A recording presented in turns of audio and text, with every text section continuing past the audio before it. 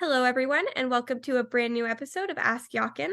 This is a guest lecture, and today we are very excited to welcome today's special guest, Lauren Marlborough from Omega Alpha.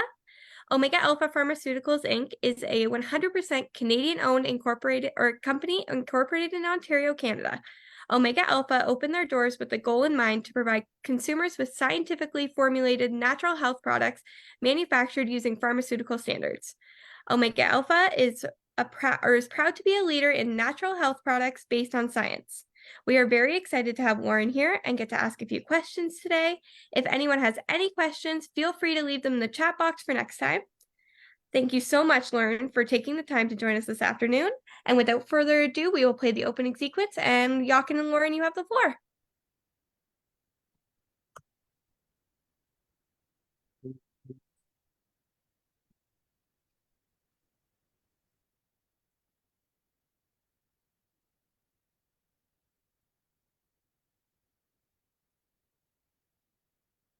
Hello, everybody. Hello, Lauren. How are you? I'm well, and yourself? Very good. Very excited to have you on our channel. And of course, I have a million questions because I looked at your degrees and everything you have done. This is just a few of them because my slide is not big enough for all your courses you take, and you're very impressive. And that's why I'm so honored that you're here and listen to the intro. 100% Canadian, as a new Canadian citizen. Well, new is not so new anymore since the 80s. Of course, Schleese is a Canadian-owned company as well, and we have to help each other, Canadians, right? Absolutely. Absolutely. Proud to be Canadian and supporting one another. Thank you so much for having me on today. Tell me a little bit about you and the audience. Why do you do what you do? Sure. Well, like any equestrian girl growing up, we've always kind of wanted to be a veterinarian.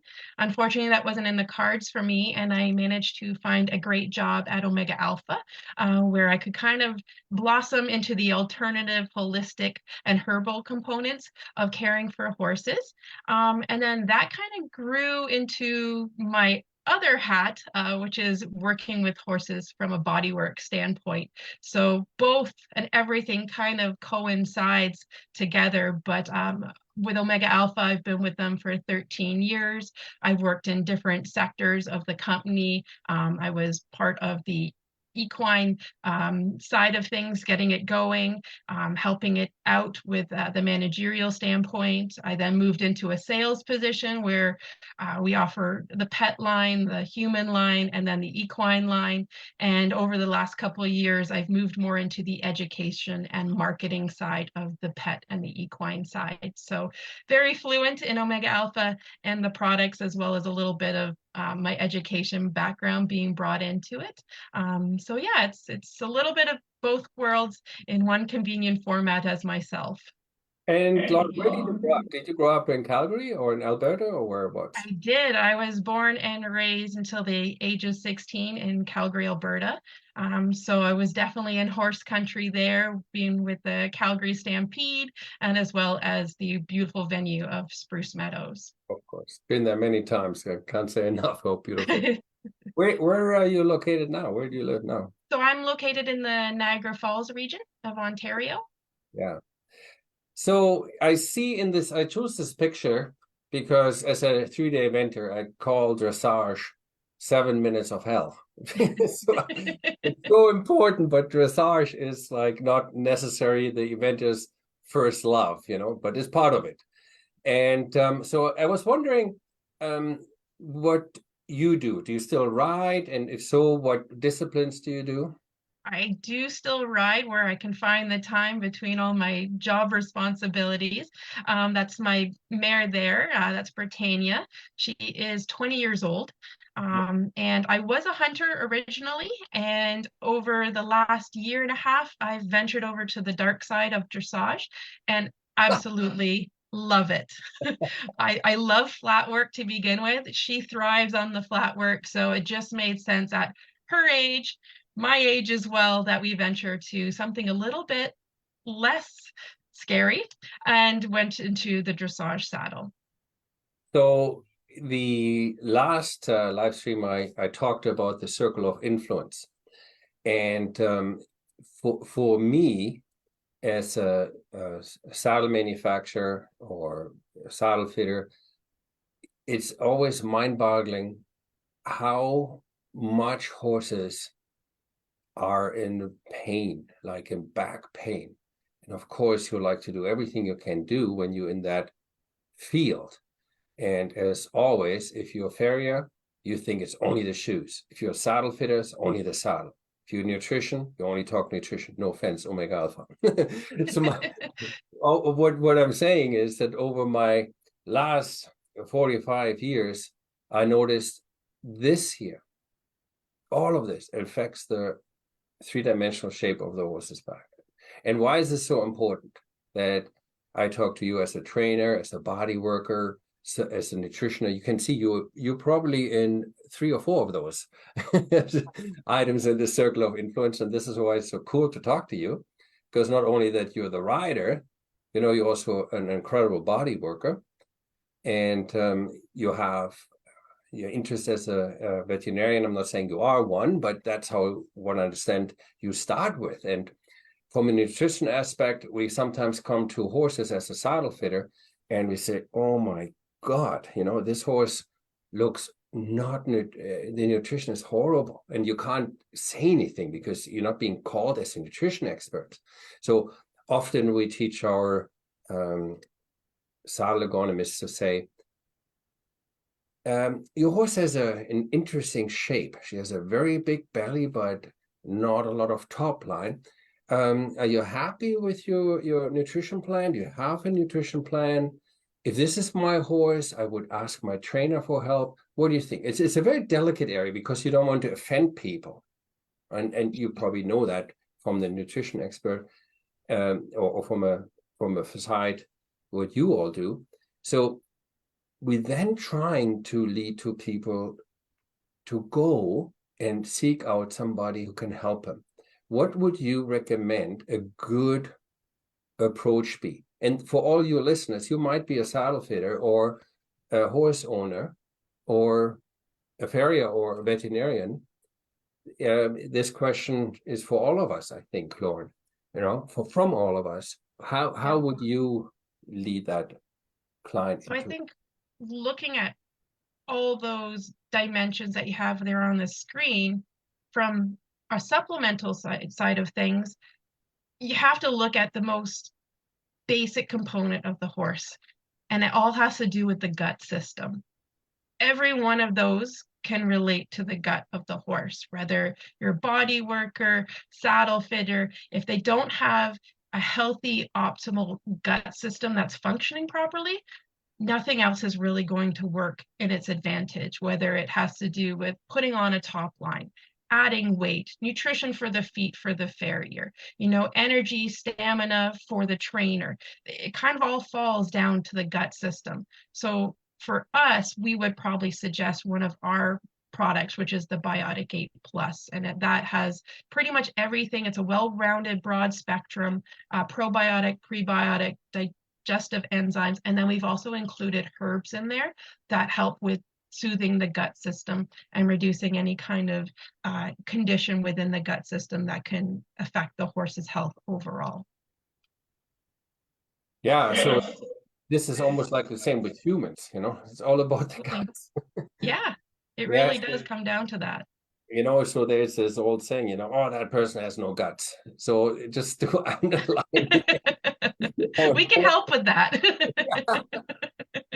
How important that is, So a very, as I said, sensitive topic, but I think it's important because when we look the horse's back, so there we have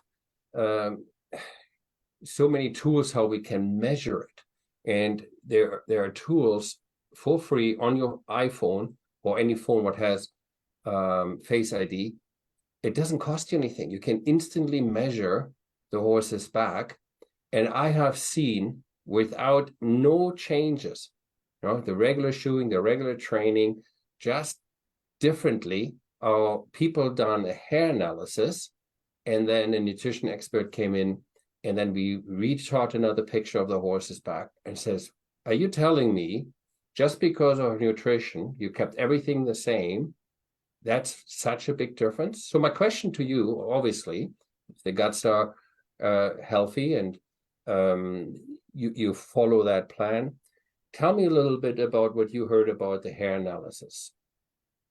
Well, I think when it comes to hair analysis, it's a pretty new thing that maybe not too many people know about it. I definitely think it helps when you're considering the horse as its totality, because obviously you can get a lot of information from a hair analysis.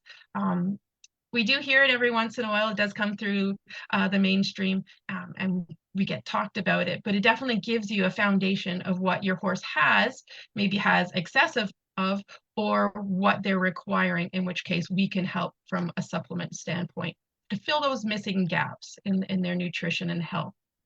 Yeah. When people come to you, do they come for referrals, or how do people get onto your program normally? So when they come and talk to me, because I'm often at like stores or trade shows or even like large equine events, like I was down at the Royal Winter Fair in Toronto a couple weeks ago. I get a little bit of everything. I get questions about, okay, this is what's going on with my horse. What do you recommend? Oh, I've tried this product. It works, but I think there needs a little bit more. We obviously get like nutrition questions that we kind of play with and help with those, like I said, the missing gaps, those nutrients that are missing within the diet. So we get kind of a broad spectrum of questions that come from all different directions, really. So luckily we have some really great educational staff that are well versed in our products. And then of course myself, that really kind of helps with the equine side a lot, in the forefront of the public. So I'm often around, and like I said, at the shows and events, and at the forefront where they can just come and approach me. Yeah. So once you have helped them with gut supplement, do you sometimes have a special recommendation? What type of supplements, in addition to horses who are extremely old? Let's say they still have a little exercise, but when the horse is kind of semi-retired and I want to do the best for my horse, do you guys focus on that as well? So we do, obviously we have a broad range of products. I think I counted, we have about 37 equine products in our line. And so you can kind of create a protocol using different products in order to, say, target the senior horse, right? So yes, we want to support the gut system, but as a senior horse, they might need a little bit more support in their bone density, joints, muscle tissue, especially from a saddle fitting standpoint, right? They don't necessarily have the greatest top line anymore. They need a little bit more joint support to be able to carry a rider. So we can kind of pick and choose what products to individualize for a specific horse and their needs. Right. And obviously the question or the answer would be the same if I ask you for young horses, right? Yeah, young horses, competition horses, horses that have special needs, that have maybe like COPD or kind of a metabolic issue. Yeah, we can, because we have the broad range of products, we can kind of help and target any kind of health need the horse may have. The one or other sport in English or in Western, they sometimes start them so young, and we know that the thoracic sling, or the whole shoulder girdle, I mean, all that is changed the second a rider sits on top, because by nature, we're not meant to sit on the horse. And when we have these cool tools, which I was talking about earlier, where you measure the horse from the top with a laser, so that's the 3D scanners, and you have that in no time. Or even simple, you would just take the old coat hanger method. When veterinarians write books about saddle fitting, I find, how do I say this without coming weird across? nutrition is so important. I do, before I rode a lot, but now I'm changed my sport a little bit, and I'm doing a competitive ballroom dancer. So in order to keep my posture and do exercise, I really watch out for what I eat and nutrition. So in the horse world, if it comes to from the veterinarian side, maybe not so much from the veterinarian side, but from a saddle fitter side, I find it's not enough talked about this. And this is why I'm so excited to talk to you about with you and Omega Alpha, how important when we talk about saddle fitting, there is such a massive change on the horse when the rider sits on top. And we see a lot of, malnourished horses, but we are not experts. We sometimes say, if this is my horse, I would recommend maybe a body worker to come in. And this is what's so neat with you. You're not just, and no offense to people who just do chiropractic, but you have so many different aspects how you can help horses. I love that mud bath, so what is on you? I get one treatment from Lauren, I have a mud bath. I'll send you a bucket. So, but no, that's what I'm trying to say. I wonder how we can get the people who ride and are concerned about saddle fitting find a way to look at nutrition a little bit more closer. It's an overseen part. And I'm not just saying it to put honey around your mouth or Omega Alpha, but we as a saddle fitters struggle a lot for our product to work if the horses fluctuate so much in the weight because of gut problems or because of malnutrition. So if you would have a magic wand, what would you want to see happen in the equine industry? Besides everybody buying from Omega Alpha. Darn, you caught what I was going to say. No, I think people need to get out there and educate themselves more, right? Being the key word there, because I think as a boarder myself, we depend on the barn owner or our trainers to kind of give us the information we need, whether, barn owners only bring in so much kind of grain or feed that's specific to what the barn owner prefers, or what our coaches prefer. I think we need to get out there and educate ourselves better in different aspects, whether it's nutrition, saddle fitting, body work, farrier. I think if the owner has the education or behind them, they're going to be able to open their eyes a little bit and see what their horses themselves need. And I think that's the key when it comes to learning from you, learning from Omega Alpha, or any kind of other veterinarian farrier out there. They need to do the research themselves to have a better understanding. And I think that's the biggest takeaway I can suggest for everybody is to keep reading, keep educating yourself, take the courses from, say, the University of Guelph for riders and horse owners. There's so much out there. You just kind of need to take it, grasp it, and run with it. Mm-hmm. You were just mentioning Guelph. We are doing the practitioner forum tomorrow, and we've been asked by Saddle Fit for Life to host that. And what they're trying to do there is they're working closer together. So I know for a fact, besides Schleese, I also run a company which is Saddle Fit for Life, that we try very, very hard to recognize other professionals. I can, for example, not fit a saddle to a horse who is undernourished, bad shod, has severe lameness, just for me to get my dollars. I think that education is key, what you said, but I think it needs to crossfire. Collaboration, right? Kind of like what we're doing today, combining the industry in different ways for horse and rider. I'm always looking for the next possible way of bringing good saddles to the horses, good saddle fitting, good education to the people. And I think we can do much better together. For example, I was thinking, if you think about stabling, you get a kick out of this when you see this here. Oh. Just like you, going to many different barns, as a practitioner, right? You're going, it's not like they're bringing you the horses, right? You go there. So you see sometimes barns that look like, where is it? This here.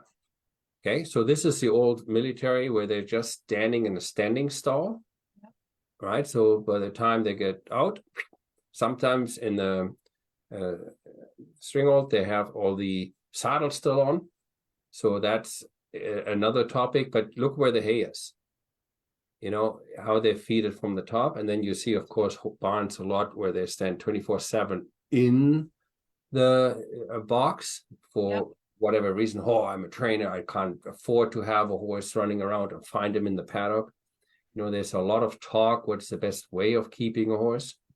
Well, let them walk 27 miles to 17 miles a day. Not an option for many people, you know. Yeah. So, and then you have people who have more money than God. It looks like this. Look at the top left. Yeah. You know, so it's all marble and looks great, but what does it really do for the horse? You know, and we as horse lovers envision like the red barn on the bottom. You know, the horse is outside, can come inside. And you probably heard about the active stabling, right? Where they feed it. What is your comment or your take on those two barns I have here on the screen? So I think I obviously gravitate. I mean, the bottom one's lovely, don't get me wrong, but I gravitate towards the top one, right? You got your horses, they're outside, so they're, you know, respiratory is not going to be, you know, too compromised outside. They're going to be moving, which is great for their bodies. Where the other one, you know, like you said, they're isolated, they're not moving, they're kind of just stationary. You know, hopefully they have some sort of good ventilation in there. I would think with that kind of stabling with marble floor, I'd hope they'd have something. But still, even that is not a natural air, right? It's a circulated air. So you have to wondering what they're really breathing in. Obviously, you yourself would probably be thinking, okay, not much movement. We're going to have stiffness, joint issues, you know, maybe some muscle atrophy there. So yeah, like me, I gravitate towards that top one, as lovely as that second bottom one is, the first one all the way. When I teach a lot in Europe, I see a lot of active stables. It's very expensive to build these and to have those. And I haven't seen a lot here in North America. Did you in your travels have seen those? No, very rarely. I would probably say like 5% of the horses or barns I go to. Yeah, not as active. It's not as there's no room here. I mean, Germany has not a lot of land compared to Canada. You know, it's not that. Yeah. So, I think every time a human interacts with horses, we taken them out of the natural environment. And people talk to me always, why do you, a saddle fitter, care about nutrition? Well, I just explained that, right? Why do you care about shoeing? You know, we know from a very well-known farrier how he can change the top line of the horse if the shoe is correctly placed, right? And sometimes there's massive discussion, what is better, no shoes or shoes? You know, and I thought, wow. Again, as I said in the beginning of this live stream, we as a expert like to look at only tunnel vision from a saddle fitter expert, but I'm very well known. A lot of it is effective in this case here by shoes, but by how the horse is cared, right? But you mentioned something interesting.